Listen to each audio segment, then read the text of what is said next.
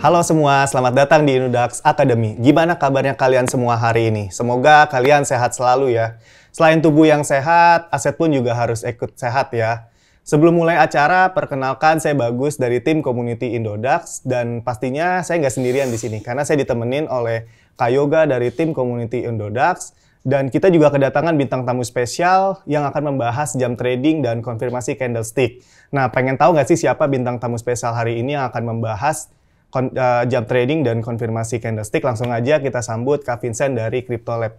Halo Kak Vincent, apa kabar? Halo Bagus, Iya. perkenalkan nama saya Vincent ya. Senang sekali sih hari ini bisa datang ke Indodax. Ini kali pertama saya datang. Semoga di konten kali ini kita bisa memberi materi yang bermanfaat buat para audiens ya. Iya, jadi Kak Vincent sebelum kita ngobrol panjang, saya pengen tahu dong, CryptoLab tuh apa sih Kak? Sebenarnya saya bikin akun edukasi tentang kripto. Iya. Awalnya itu dari TikTok ya. Dari TikTok. Iseng-iseng aja karena kan di waktu itu di 1,5 tahun yang lalu kurang lebih kan masih banyak orang yang nggak ngerti cara melakukan swap di DeFi dan lain sebagainya. Itu saya coba bikin konten kok banyak yang lihat, banyak yang suka, terus banyak interaksi juga. Ya dari situ saya mulai bikin konten di TikTok, kemudian geser lagi ke Instagram. Ya dari situ sih banyak kayak menyalurkan hobi sih jadinya. Oh, jadi lebih ini ya, edukasi ya berarti konten Iya, dari CryptoLab itu tersebut. Nah, Iya. akhir-akhir ini CryptoLab itu aktifnya di IG atau di TikTok tuh Kak? Di dua-duanya sih, cuma belakangan saya di porsinya di IG lebih banyak sih. Oke. Oke Kak Vincent, sebelum kita ngobrol terlalu panjang, saya mau ke Kak Yoga dulu nih. Saya mau nanya untuk jam trading nih Kak. Kak Yoga dalam menentukan jam trading itu bagaimana Kak ya? Kalau untuk menentukan jam trading itu kita biasanya market itu sangat bergerak volatil itu di antara jam 3 pagi sampai jam 10. Dan kalau untuk jam sorenya itu antara jam 3 sore sampai jam 8 malam. Nah, untuk kita mengetahui jam-jam tersebut kita harus tahu dulu nih time frame analisis yang kita gunakan. Nah, dari time frame daily sendiri kita harus tunggu konfirmasi candlestick 1 jam sebelum pergantian candle, yaitu jam 6 pagi ya kalau untuk daily. Nah, kalau untuk time frame 4 jam, kita harus tunggu konfirmasi candlestick 30 menit sebelum pergantian candle. Nah, begitupun untuk time frame 1 jam, tunggu 15 menit sebelum pergantian candle. Seperti itu. Oh, jadi ada waktu-waktu tertentu ya dalam menentukan jam trading itu ya? Betul, jadi tujuannya kan kita biar nggak kena gocekan ya. Yeah. Biasanya kalau misalnya kita entry di time frame 4 jam nih, di jam 1 siang, itu kan masih setengah perjalanan ya, belum pergantian candle ya. Nah, kadang kalau kita entry di jam 1 siang itu sudah terbentuk Moroboju bullish contohnya.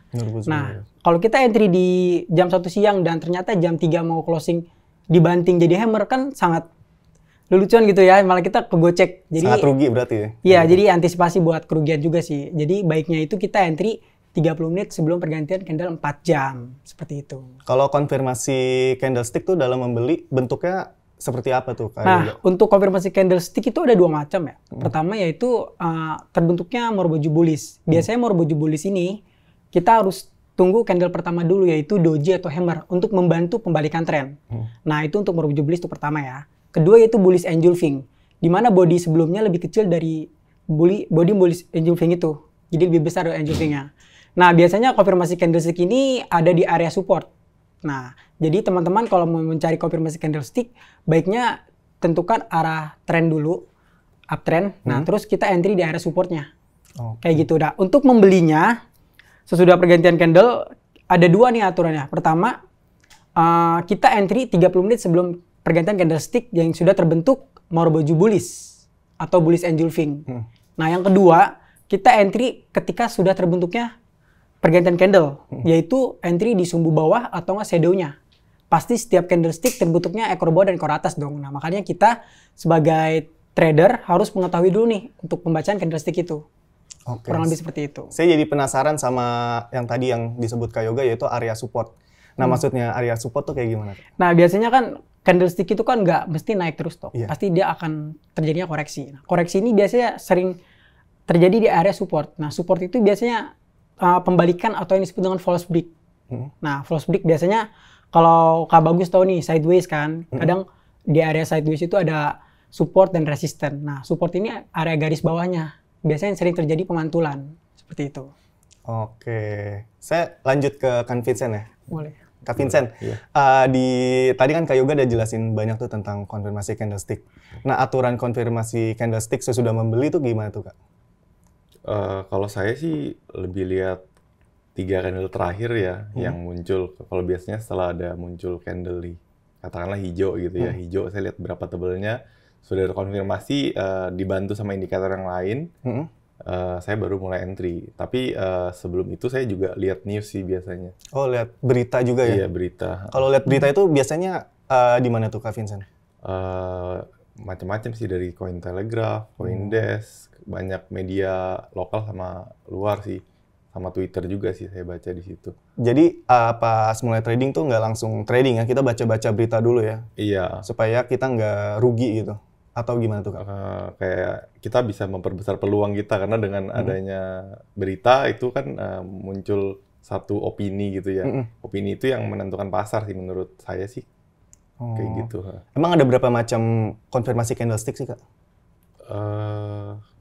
Saya biasanya lihatnya cuma ngelihat tebel enggaknya sama repetisinya, sama lihat sisanya tuh banyak di berita makro sih. Bukan lihat hanya candlestick, karena ngelihat itu cuma salah satu bagian aja. Oh, jadi cuma bagian doang ya? Oke, ini menarik banget. Kalau dari Kak Yoga, siapa yang tahu untuk macam-macam konfirmasi candlestick tuh ada apa aja, Kak? Boleh disebutin nggak sih, Kak? Balik lagi tadi untuk konfirmasi candlestick, ya kita harus tahu dulu nih macam-macam candlestick. Nah, pertama seperti doji, hammer, Moroboju bullish, ataupun bullish engulfing. Nah, biasanya sinyal untuk membeli itu ya kedua konfirmasi itu, untuk nggak jauh-jauh banget sih dari dua konfirmasi itu, yaitu Moroboju bullish dan bullish engulfing.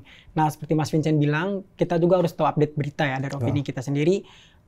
Biasanya kalau kita meriset market itu, kalau sudah tahu konfirmasi, ada berita apa nih sebelumnya. Nah, kalau udah mencocokkan dengan berita, udah oke, udah valid, nah kita harus membandingkan buat beli gitu. Biasanya kalau untuk penerusan tren itu dari time frame lebih besar sih, lebih validnya sih. Kalau kita menggunakan time frame daily, dengan sudah terbentuk konfirmasi candlestick, itu baiknya kita untuk long term sih, untuk investasi jangka panjang sih. Apalagi untuk time frame weekly, itu kan bisa dalam jangka trading atau investasi itu, kalau untuk weekly itu sampai 6 bulan maksimal take profitnya. Sampai 6 bulan? 6 bulan saya research. Dan untuk daily juga itu maksimal 2 bulan. Nah, nggak hanya itu saja, kita harus tahu dulu nih pembalikan tren dari downtrend ke uptrend gitu kan. Nah, biasanya terkonfirmasi divergen. Mungkin teman-teman di sini, trader di sini belum tahu nih divergen apa. Iya. Next kita akan bahas nanti topik selanjutnya. Oke, nanti divergen bisa diperjelas di topik yang Betul, itu dibawakan berikutnya ya. Betul, karena itu sangat penting banget ya. Kita harus tahu dulu pembalikan tren dan perubahan tren gitu. Seperti reversal ataupun continuation. Nah, kalau pattern. tadi kan Kak Vincent tuh ngomong dia baca analisis beritanya tuh di macam-macam sosial media tuh, ada dari web yang tersebut, terus ada dari Twitter juga. Kalau dari Kak Yoga, kalau dari mulai trading tuh lihat dari mana beritanya? Kalau saya lihat berita ada di investing.com sama di Twitter sih. Terus saya kadang baca berita dari Instagram seperti ya Sarjana Kripto ataupun berita-berita kripto terkini gitu sih.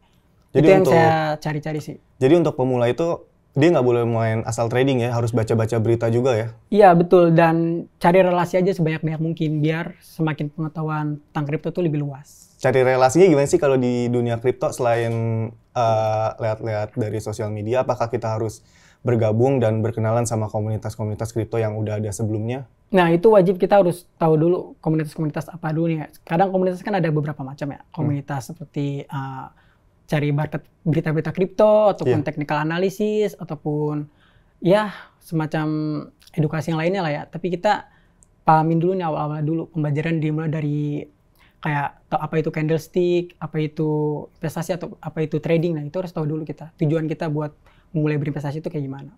Oke, saya mau balik lagi ke Kang Vincent.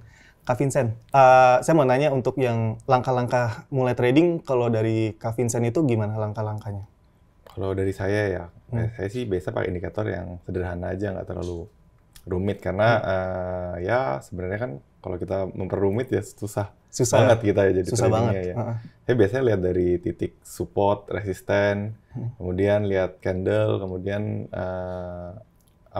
indikator tambahannya saya biasa pakai MACD sama RSI.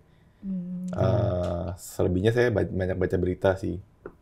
Oh, jadi lebih Gitu. sering up to date ke beritanya ya Iya. untuk langkah-langkah mau trading gitu, untuk analisis market ya salah satunya ya? Iya, kemudian untuk time frame-nya saya biasanya geser dari 4 jam sampai 1 hari yang daily. 4 jam per daily gitu? Oh, Heeh, berarti yang tadi sama Kak Yoga bilang ya? heeh, Berarti mirip juga time frame-nya ya? iya, Tipenya lebih ke swing trade ya, Mas iya, Vincent? swing. Heeh. Swing.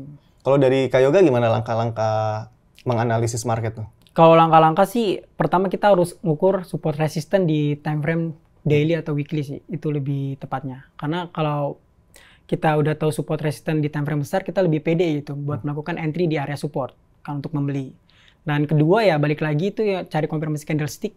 Karena kalau kita membeli berdasarkan prediksi, menurut saya terlalu beresiko sih. Kecuali kalau kita gunakan DCA ya, cicil berturut-turut. Nah, tapi kalau saya sendiri lebih tipikal konfirmasi sih, karena konfirmasi itu menentukan kepercayaan kita buat menentukan beli di market crypto, kayak gitu. Oh, kalau dari Kak Yoga, market menjelang akhir tahun ini sedang naik atau sedang lagi turun? Kalau dari analisis Bitcoin saat ini kan untuk daily sendiri masih time frame-nya lebih arah ke downtrend sih. Tapi untuk akhir tahun ini menurut saya belum ada terbentuknya reversal ya. Jadi masih wait and see dulu. Tapi kalau mau cicil gunakan strategi DCA itu bisa saja. Jadi kalau misalnya Bitcoin sekarang di harga 270 jutaan, kita beli entry di 270 dan 250 dan seterusnya. Yang penting kita gunakan cicil aja. Itu lebih baiknya sih. Kalau dari Kak Vincent, menurut pandangannya Kak Vincent, market di menjelang akhir tahun ini gimana tuh Kak? Kalau dari yang saya lihat, kan kita tahu juga belakangan ini banyak kejadian besar yang terjadi kan, seperti jatuhnya Luna, kemudian jatuhnya FTX juga, FTX. kemudian Genesis juga ada sinyal untuk bangkrut, dan masih banyak cerita yang lain. Menurut saya sih ini trennya lagi bearish, cuma memang ini waktu yang tepat untuk entry sih, dan ya kalau bisa seperti katanya Yoga tadi bagusnya dicicil, karena waktu emas ini jarang muncul gitu loh. Jadi ada baiknya sih ini bener-bener waktu entry yang bagus sih, kalau menurut saya. Kenapa waktu yang bagus untuk entry di saat lagi tren lagi bearish atau lagi down kayak gini? Karena dana-dana institusi itu lagi pada ditarik semua, karena semuanya lagi takut kan, banyak terjadi crash. Cuma di sinilah sebenarnya jeda waktu yang kita bisa manfaatkan kalau mau dapat untung. Menurut saya sih itu. Contoh, katakanlah Bitcoin harganya sekarang di 16.000 ya, 15.000 sekian lah ya. Kalau bisa ke all time high kemarin, itu bisa 69.000, itu kenaikannya kan bisa hampir 4,6 kali. Kalau kita taruh 10 juta aja, naik 4,6 kali kan lumayan ya. Betul. Iya, kalau kita sabar sedikit, mau entry di waktu yang pas, keluar di waktu yang pas juga, itu udah kita bisa panen. Dibanding kita investasi di instrumen yang statis kayak reksadana pasar uang, atau mungkin deposito, ataupun ya investasi yang lainnya sih. Menurut saya sih, investasi di Bitcoin itu investasi yang menarik. Investasi yang menarik ini menarik banget. Kenapa Kak Vincent bilang investasi di Bitcoin itu menarik? Karena saya ngelihat teknologinya sih. Awalnya sih juga nggak ngerti kok bisa ya ada mata uang baru gitu ya. Iya. Mata uang di internet ini jadi bikin orang penasaran suatu. Ada yang sampai saya baca berita zaman dulu tuh, ada yang sampai gadaikan rumahnya untuk beli Bitcoin. Saya bertanya-tanya kan Bitcoin itu untuk apa? Teknologinya juga kayak gimana? Dulu saya nggak paham. Cuma setelah saya banyak baca, saya ngerti karena awalnya kan Bitcoin ini dibuat sebagai komoditas kan untuk di mining. Bedanya sama emas itu kita nggak tahu batasannya ada berapa. Tapi kalau Bitcoin kan cuma 21 juta. Ya, dan untuk menciptakan Bitcoin kita perlu konversi energi listrik untuk pecahkan algoritmanya, kemudian kita dikasih reward Bitcoin. Dan itu yang jadi pegangan kalau kita beli Bitcoin, umpamanya di Indodax gitu ya, kita beli Bitcoin, kita taruh di dompet kita sendiri, ini jadi kepunyaan kita sih. Kalau kita mau trading kan, itu juga bisa mendapatkan keuntungan di situ. Oke. Jadi tadi Kak Vincent kan sempat bilang ya kalau sampai akhir tahun ini trennya kan lagi turun ya.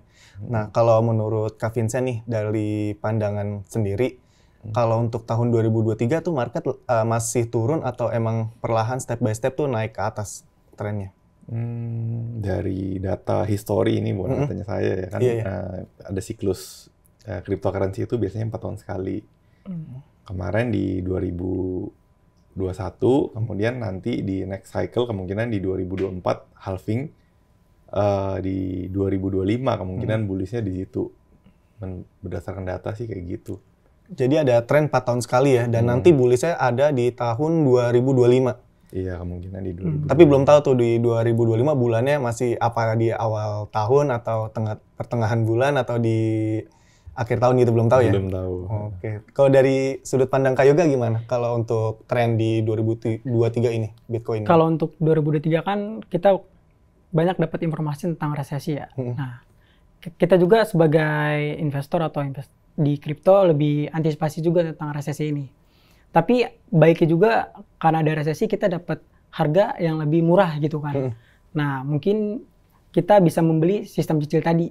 Nah, itu baiknya sampai ke Bitcoin halving itu di tahun 2025. Kayak gitu sih. Jadi trennya masih antisipasi untuk penurunan aja sih. Jadi buat beli. Wait and see dulu berarti ya. Betul, untuk wait and see. ngelihat marketnya ya. Yep, bisa kalau Mas Vincent juga wait and see juga nih untuk tahun depan. Kebanyakan sih saya cuma fokus di Bitcoin dulu sih. Oh, mainnya di Bitcoin dulu? Bitcoin dulu. Kalau koin-koin lainnya belum? Enggak, saya lebih defensif di tahun ini sama tahun ke depan. Kalau mulai trading itu di tahun berapa Kak Vincent? Saya pertama kali baca Bitcoin itu di 2015, saya nggak ngerti kan. Saya baca ulang lagi. Kemudian di 2017 itu baru saya memutuskan untuk bikin akun. Itu akun pertama saya bikin di Indodax sih sebenarnya. Di akun pertama? Di Indodax tuh, waktu pertama kali mau mulai trading, bikin akunnya di Indodax. Dan koin yang saya beli waktu itu Ethereum, saya masih ingat sih. Ethereum. Oke, berarti udah 5 tahun ya mulai trading itu ya, sampai sekarang ya? Iya. Udah hampir akhir tahun, udah lama juga berarti ya? Cuma saya benar-benar mendalami, terus ya tambah wawasan, karena kan ini kan teknologi berkembang terus ya. Betul. Kayak waktu itu nggak ada NFT, kemudian nggak ada DeFi itu belum banyak ya. Ya banyak lah yang berkembang, GameFi, kemudian ada seperti Metaverse dan lain-lain. Itu masih terus berkembang dan saya masih belajar terus sih. Sampai sekarang saya merasa ya cuma baru tahu sedikit gitu. Iya, teknologi emang terus berkembang dari tahun ke tahun ya. Hari ini tuh kita bisa ngomongin teknologi A, tapi itu besok udah keluar lagi yang B. Karena teknologi nggak ada habisnya ya. Apalagi kalau teknologi kayak di blockchain gitu. Nggak menutup kemungkinan pasti di tahun yang akan berikutnya pasti ada sesuatu yang baru dan menarik yang harus kita ikutin juga ya Kak Vincent. Iya, betul. Kalau dari Crypto Lab sendiri tuh berdiri tahun berapa Kak? Kurang lebih saya bikin konten sekitar 1,5 tahun yang lalu ya. Itu ya pertama kali saya bikin di TikTok. Kemudian ya karena yang tadi saya cerita banyak yang suka ya saya terusin aja. Karena selain saya ngerasa bisa berbagi nih, di samping itu saya juga ngerasa bisa belajar lebih banyak sih. Karena banyak yang nanya, otomatis saya harus baca lebih banyak dong. Iya, betul. Baca lebih banyak ya, akhirnya saya banyak tahu gara-gara ya rajin berbagi. Jadi saya rasa ya cukup menyenangkan karena juga saya suka sih industri ini. Iya, apalagi kalau kita buat konten terus orangnya suka sama konten kita dan kita ada di passion tersebut, pasti wah ini harus saya lanjutin terus nih kayak gitu ya Kak Vincent ya. Udah kayak bener hobi yang dibayar gitu kan. Kalau dari Kak Yoga gimana Kak? Mulai trading itu di tahun berapa? Kalau saya dari trading mulai itu tahun 2020, Mas Bagus. Saya angkatan corona sih. Jadi memang lagi booming banget tentang kripto itu di tahun 2020. Nah, saya mencoba mulai pertama kali di Indodax sih, karena memang booming banget kan. Ya, dari situ saya ikut-ikut, kadang loss banyak. Jadi ya, jadi pelajaran aja sih dari sebelumnya. Kayak gitu. Oke, jadi baru mulai sekitar 2 tahun yang lalu ya? 2 tahun yang lalu, betul. Koin menarik yang Kak Yoga sering beli selama trading tuh apa aja? Kalau koin menarik sih, saya beli Shiba sih, cuman sekarang lagi koreksi kan. Tapi tetap saya cicil aja sih, sampai koreksi benar-benar jadi pembalikan, kayak gitu. Kalau Bitcoin enggak? Bitcoin itu yang defense banget kata Mas Vincent sih. Tapi saya nggak terlalu pengen high return sih. Tergantung profil resiko masing-masing sih. Seperti itu. Oke. Kalau dari Kak Vincent nggak tertarik ya beli koin selain Bitcoin gitu?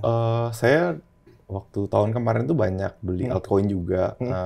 Ya, cuma menurut saya dari beberapa kasus terakhir yang terjadi seperti Luna itu kan salah satu top 10 juga.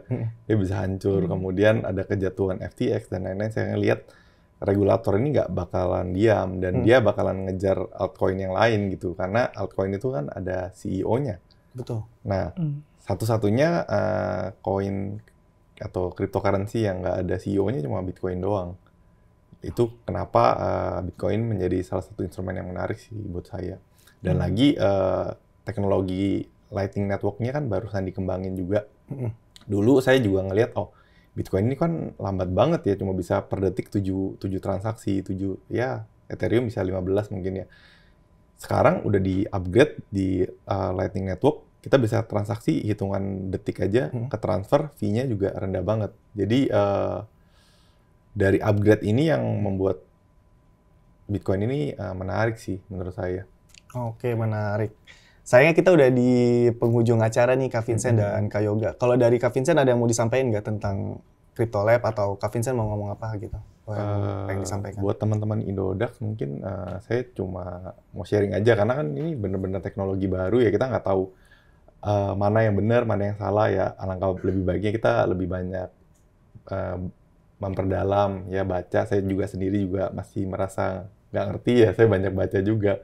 Semakin saya baca, saya mengenal industri ini industri yang menarik dan bisa jadi solusi buat masa depan.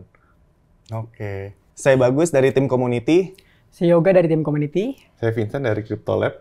Oke, sampai jumpa dan sampai bertemu di episode berikutnya. Dadah! Dadah.